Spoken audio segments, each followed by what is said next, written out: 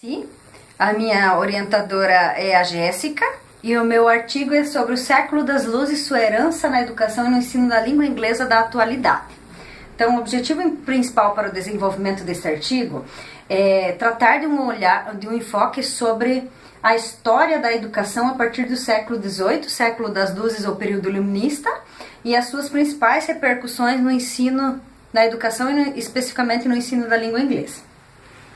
Com esse intuito, então, eu tenho como justificativa para o desenvolvimento do artigo discutir as principais ideias do movimento iluminista e algumas concepções do principal filósofo iluminista Immanuel Kant, discorrer sobre as repercussões da filosofia iluminista no campo educacional da atualidade, mais especificamente no que diz respeito ao ensino da língua inglesa no Brasil, e à ideia liberal de educação, abordar sobre tal herança no ensino da língua estrangeira no Brasil e tratar sobre alguns aspectos do movimento com o intuito de contribuir para uma compreensão do que estava acontecendo nesse período que é o século das luzes e no período anterior que antecedeu o século das luzes, que é a Idade Moderna.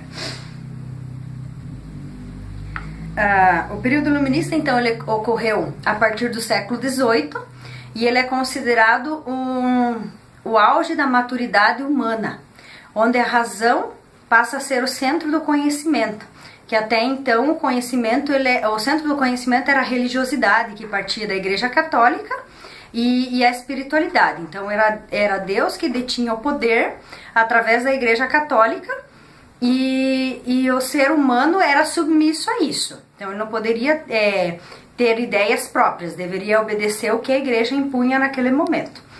E a partir da idade da razão, então do período iluminista, o ser humano passa a perceber que ele pode, por conta própria, tomar decisões, o que gera uma revolução industrial, etc.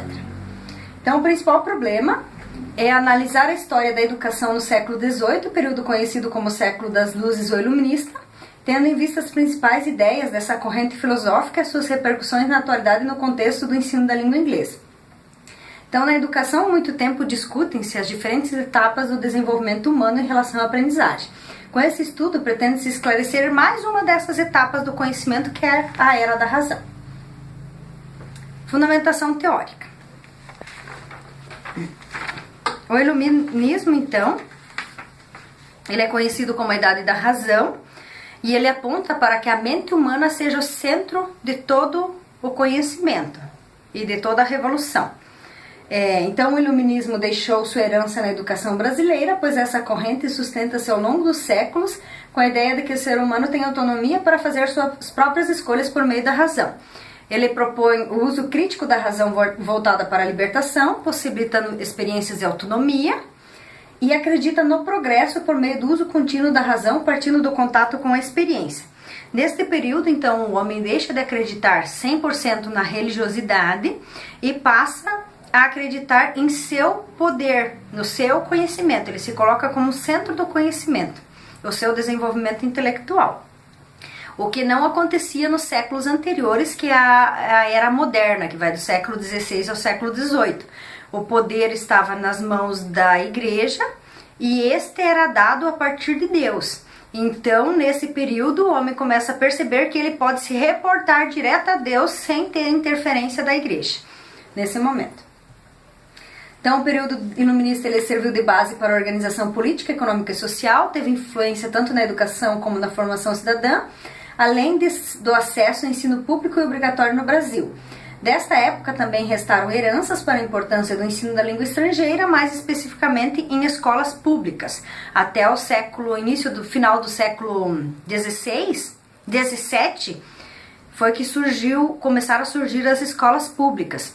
Anterior a isso, a educação surgiu com a catequização dos indígenas e ela era voltada para a formação de padres para comandarem a Igreja Católica. Então, a partir do final do século XVII é que surgiu a necessidade de implantação de colégios propriamente ditos, as escolas. Então, o termo iluminista ele é associado a esclarecimento, ele culminou com o desenvolvimento do progresso. Serviu para a organização política e econômica, serviu de base para a Revolução Industrial e para a Reforma Protestante. E também para a Revolução da Ciência no final do século XVIII. Foi o período que ele ganhou mais força Então, que predomina até hoje. Eu quero falar um pouquinho sobre Immanuel Kant, que é um dos principais filósofos iluministas. Então ele defendeu muito a ideia de que o ser humano, ele com sua razão, ele poderia ganhar o mundo. Ele poderia fazer o que tivesse no seu interesse. A partir do seu conhecimento, ele poderia conquistar muitas coisas. Foi por isso que se modernizou e as suas heranças permanecem até hoje na política, na educação, na sociedade como um todo. Então, ele foi o principal filósofo que defendeu essa visão iluminista e o único responsável, ele acreditava que o ser humano era o único responsável pela construção do seu conhecimento.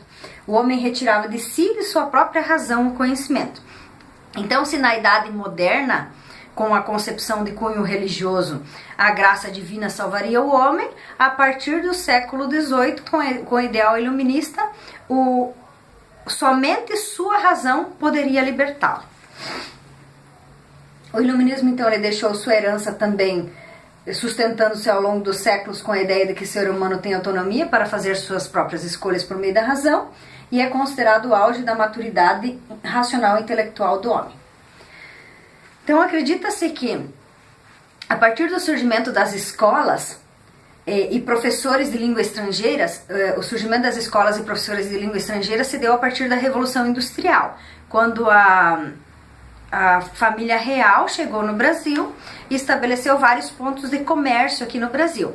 Aí, para poder empregar pessoas que moravam aqui no Brasil nesses pontos comerciais, exigia-se no mínimo que soubesse interpretar a língua inglesa. Então, a partir daí da Revolução Industrial, é que surgiu a necessidade do ensino da língua inglesa nas escolas públicas.